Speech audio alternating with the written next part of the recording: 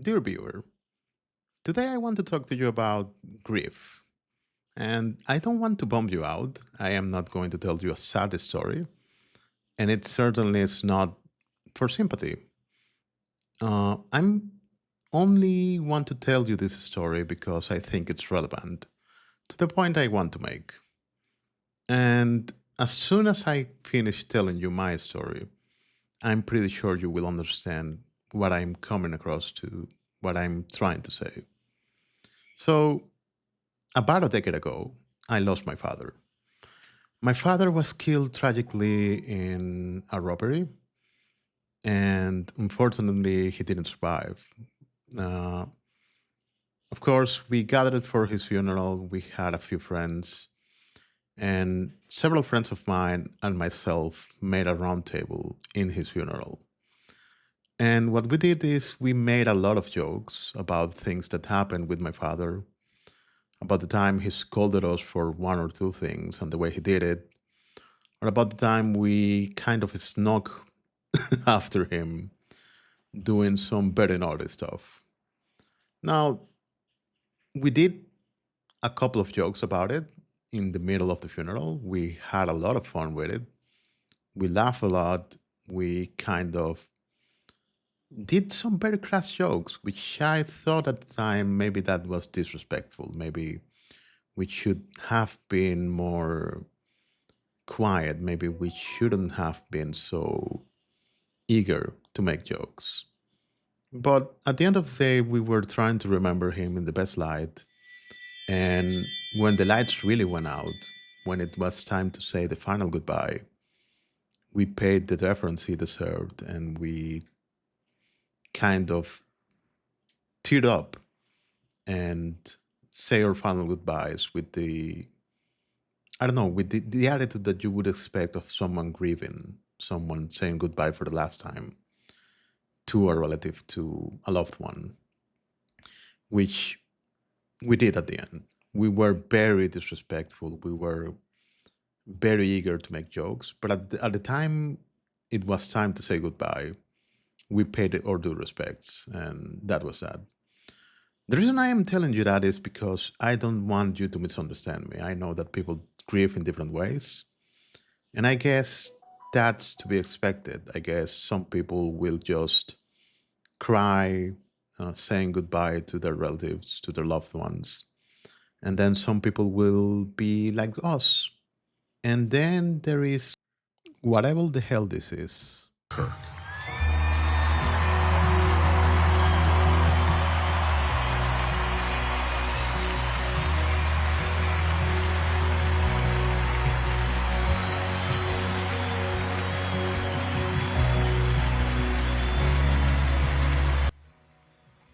A pyrotechnical reality TV style, I don't want to call it celebration, I guess parading of a previous person's life after his death. Now, I know I said that people grieve in different ways, but let's be real, this is very weird stuff. Now, I'm not about to tell you that some people shouldn't be celebrated, that some people make an impact in life, and that some people are just deserving of having their lives be celebrated in such a way that it will require some mass transmission, some mass, I guess, television over of whatever the life was about. But having a pyrotechnical celebration, a pyrotechnical display of your recent deceased husband's organization, that begs the question, are they celebrating your life or are they celebrating the fact that you died and now someone else has to take over? Now, I am not going to sit here and tell you what you should believe, but I think you would agree with me that having celebrated the death of Charlie Kirk this way has been really bizarre. And the saddest things about it, it's not how it was celebrated, but that some people are insisting in saying that this is okay, that it is somehow to be expected, to be subjected to this display, this grotesque display of a celebrating widow or a grieving widow, whatever you want to call her, giving the final goodbyes to their loved one, which hasn't been dead for even 6 months. Now, some of these people telling you that this is okay, that there is nothing to see here. Some of them, they are professional grifters, you know. They live to entertain and they are not very bright. They are not very intelligent. And let's face it, they are not very moral people. This is not something to look up for. This is not something to be celebrated. This is a grotesque display that we should not stand for. But alas, we are standing for it and we are permitting it.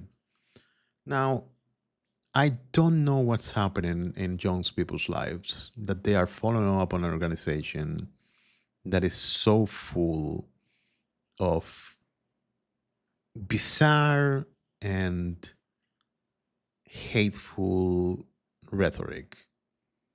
And make no mistake, the ways these people behave, it's really reprehensible.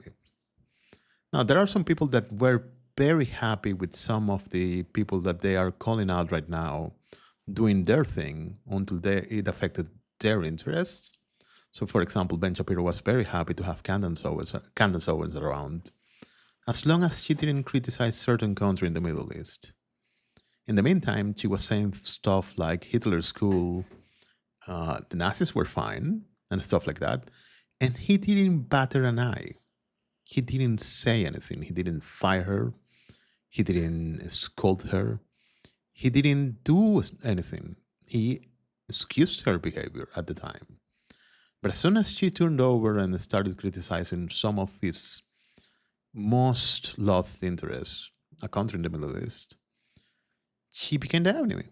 Now, I am not here to criticize that country. I don't care much for it. But you should be aware that doing so may be, in fact, something that may get you into crosshairs of some people, which I guess is fine. I mean, free speech has its price. But I am not here to talk to you about it. I am here to talk to you about how these people have no morals, how they are taking advantage of people, how they are taking advantage of the need that people have to be heard, to be taken into account, and to be part of a movement, which unfortunately has not been the best, and it's not something to look up for. We can do better than this. We can do better than people that lie every day, that make excuses, that tell you stuff that you know is wrong, is not wrong, that tell you stuff you clearly see it's abnormal, such as a pyrotechnical funeral. It's we know we know the truth. So we can do better and we should do better. And that's all I wanted to tell you today. So I hope you like this video. I hope you can give feedback in the comments below. And if you liked it, please smash the like button and give a brother out a subscription if you can. Just smash that subscribe button. It's free. I am not going to run ads on this channel. I am not going to, grift like so many people do. I'm just going to give you my pure, unfiltered opinion on what's going on and what I think we should do about it. With that in mind, I hope you have a wonderful weekend, and I'll see you in the next one.